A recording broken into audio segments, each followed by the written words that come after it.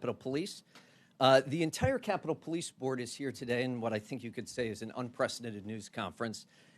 And the reason they're here is to talk about the many things that have been done over the last year to secure the Capitol complex, as well as protect our democratic process.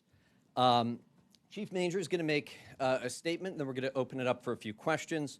We're joined by the House Sergeant at Arms, General William Walker, who is also the chair of the Capitol Police Board, Senate Sergeant at Arms, General Karen Gibson, Architect of the Capitol, Brett Blanton, and of course, U.S. Capitol Police Chief Tom Manger.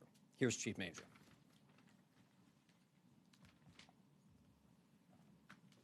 Thank you, Tim. Good afternoon, everybody. Thank you for being here. The United States Capitol Police, as an organization, is stronger and better prepared to carry out its mission today than it was before January 6th of last year. The department began significant work immediately after the 6th to fix the failures that occurred: intelligence failures, operational planning failures, leadership failures. The one thing that did not fail that day was the courage and resolve of the men and women of the United States Capitol Police. For the past year, our focus has been implementing improvements that would provide our officers with the resources that they need to fulfill their responsibilities safely and effectively. Since the attack on the Capitol, there have been nearly a dozen reports offering over 100 recommendations on needed improvements and reforms. To date, we have completed or addressed over 90 of those recommendations. And when I say completed, that means we've implemented the recommendations. When I say we've addressed them, that is that we have a detailed plan in place to implement, but we're not fully completed yet with that recommendation. So the work continues. Let me list some of the major improvements that we've made over the past year. We've improved the way that we gather, analyze, share, and use and disseminate intelligence. We've brought on an operational planning expert from the United States Secret Service to develop a blueprint for handling large events with a focus on intelligence, assets, and coordination both internally and with our outside partners as well. We've done massive joint exercises ahead of major events. We now conduct in-person briefings for uniformed officers prior to the major events. We've provided cell phones to every one of our police officers so that they get daily intelligence reports, daily operational information on their phone every day. We've developed a formalized process to request and receive assistance from partnering law enforcement agencies from around the region.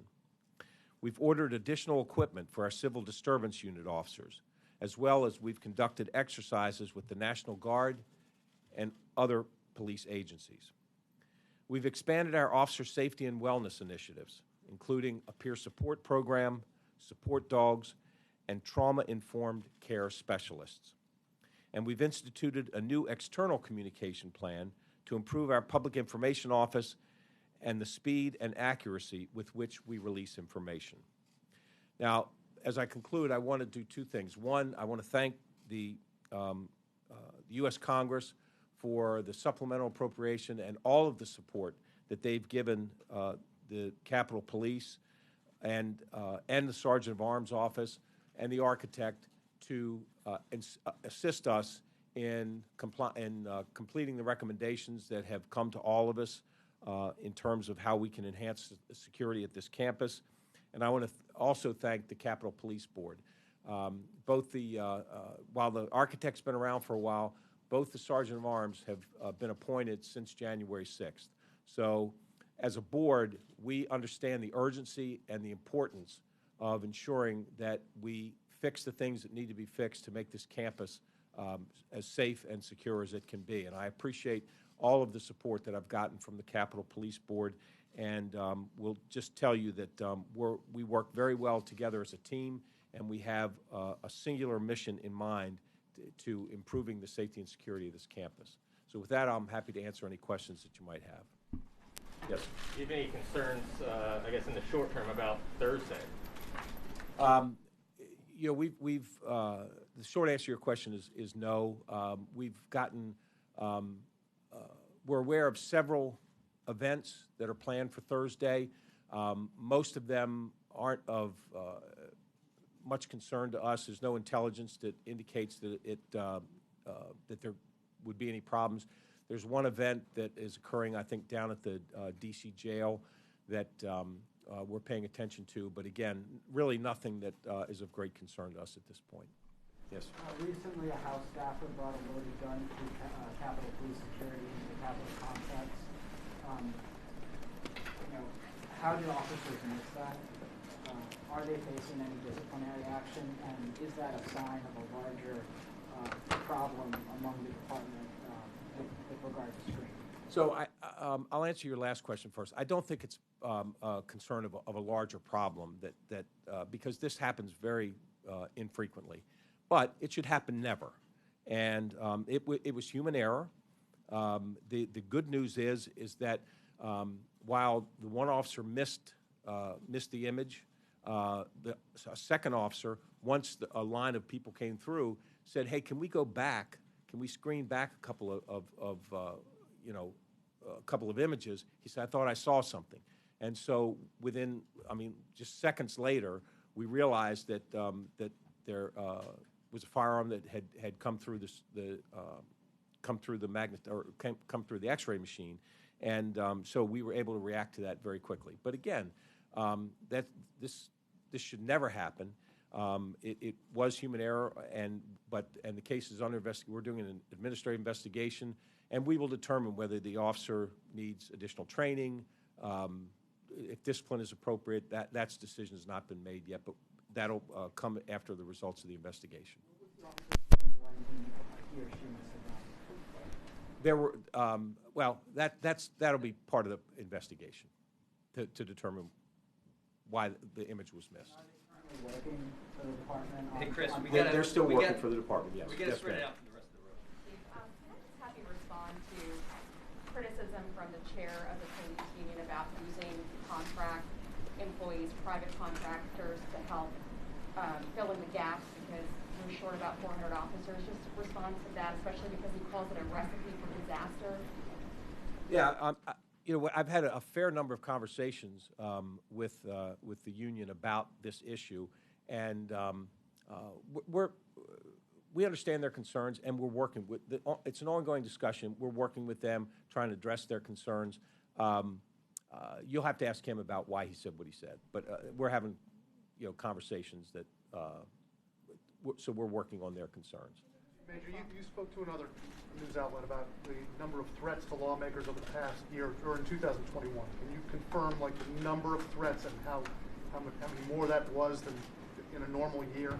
And what forms are the threats taking that concern you the most? So we are looking into, and when I'm going to say 9,600 is the number. I don't know that we have a normal year anymore. It was over 8,000 last year, but a couple of years ago it was only 4,000 or 5,000. So the number has been going up steadily each year. And when I say threats, these are their phone calls, their emails, their social media, things that we find on social media. So they come in a number of ways and in varied ways. Not every one of these so-called threats rises to the level of being a crime. So when we say threats, it's basically a concerning statement that we need to look into. Some of them do rise to the level of a crime. We investigate it as a crime, and there are cases where we make arrests and there's prosecution. So On the ones that concern you the most. the ones that concern us the most are the ones where we have had previous contact with the individual who's making the threat, and we're concerned about their actions.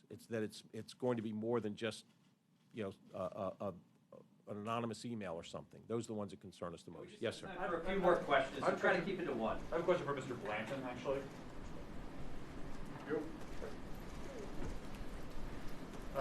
Congress appropriated $300 million or so for physical security improvements to the Capitol. How has that money been spent? So that currently we're in, the money was appropriated for upgrades to windows and for camera systems. The windows are under design right now. You'll see the installation will start in the spring. The reason it's starting then is because it's weather dependent on when we can do it, and you need to have above freezing temperatures. So none None of those physical security improvements have been made so far?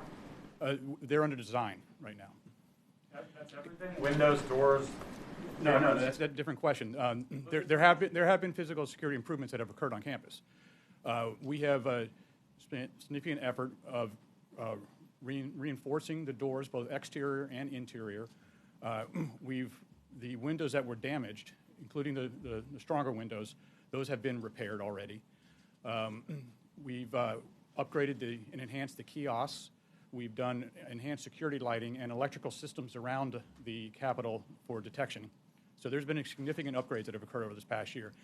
Those were outside of the $300 million. $300 million was narrowly focused on windows and cameras. All right, we got time for 2 more questions. We got to spread it out across the room. I got a question. On the Capitol Police Union yesterday pointed out some testimony from the Capitol Police Inspector General in December that said that only a third of his 104 recommendations for improving security had been implemented. That seems different than what you said No, earlier. it's not. It's absolutely consistent with what the Inspector General said. It's now actually 34 or 35 that have been finished, that are actually implemented.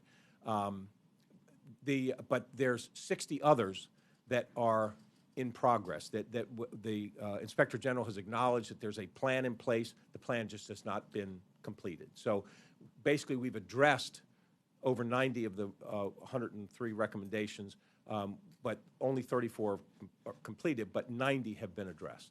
January 6th happened today. Is the Capitol strong enough to withstand? I believe it is, yes. All right. One more question. General Walker. I have a question for General Walker.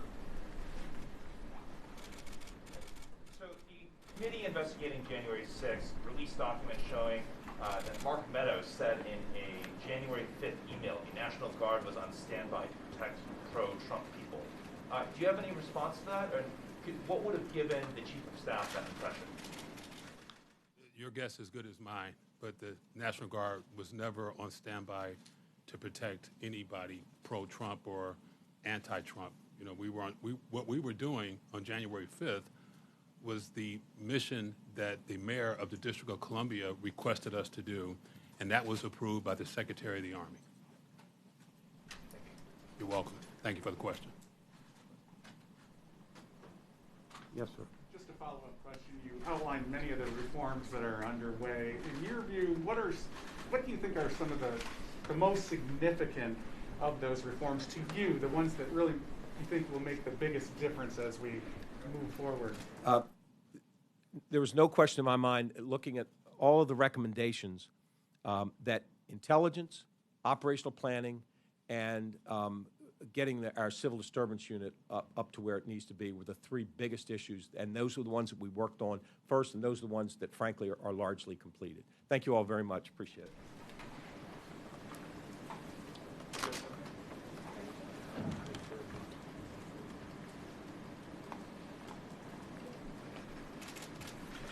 Thank you, everybody. And we don't anticipate doing a press release today with this, but the chief is testifying tomorrow in front of the Rules Committee, so we'll have much more about our improvements then. Thank you.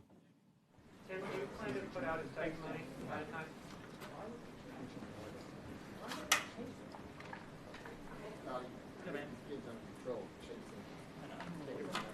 Right.